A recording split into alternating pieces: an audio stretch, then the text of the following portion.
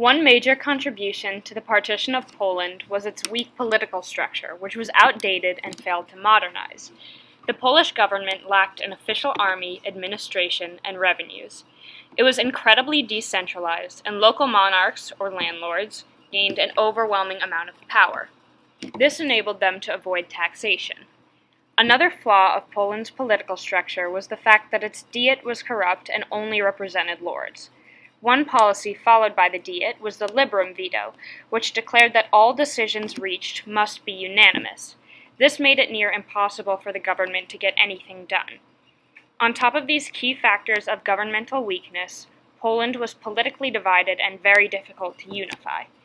More Poles were willing to ally with foreigners than each other. Foreign interference was common in Poland, especially when it came to the country's royal elections.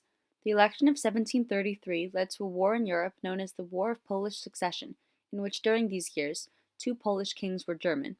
Stanislaus I, native to Poland, was dethroned twice, but because he had the support of France and was Louis XV's father-in-law, he was set up to become the Duke of Lorraine. The former man in his place then became the Grand Duke of Tuscany and married Maria Theresa, a Habsburg.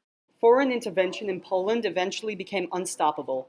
In 1763, the Russian Empress Catherine the Great interfered in the Polish election by getting Stanislas Poniatowski, a Russian puppet and Catherine's former lover, elected as king. Along with this election, Catherine declared herself the protector of Polish liberties, leading Russia to have influence throughout the country. Meanwhile, Prussia was meaning to acquire the Polish territory of Brandenburg-Pomerania, which was now less likely to happen due to this increasing amount of Russian influence within Poland. Russia continued to dominate Eastern Europe after winning a war against the Turkish Empire in 1772, causing Austria and Prussia to fear it might upset the European balance of power. Prussia therefore proposed that the Russians leave the Ottoman Empire intact in return for Poland to be split between Russia, Prussia, and Austria, and Russia accepted this proposal. This stopped both an Austro-Russian war and an upset in the balance of power of Europe. Prussia acquired their territory of Brandenburg-Pomerania and expanded their empire, while Russia annexed the eastern part of Poland around the city of Vitebsk, and Austria took an area known as Galicia in the south of Poland. Numerous attempts at national revivals after the partition failed. These movements were mainly confined to nobles, the very same people who had ruined Poland in the first place. On the other hand, Polish serfs and Jews really didn't care who governed them.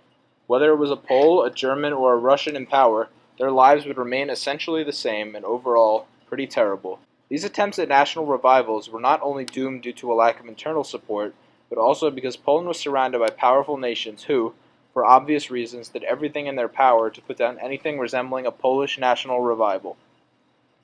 The rest of Poland was absorbed by the Second Partition in 1793 and the Third in 1795. Erasing Poland off the map of Europe for more than 100 years.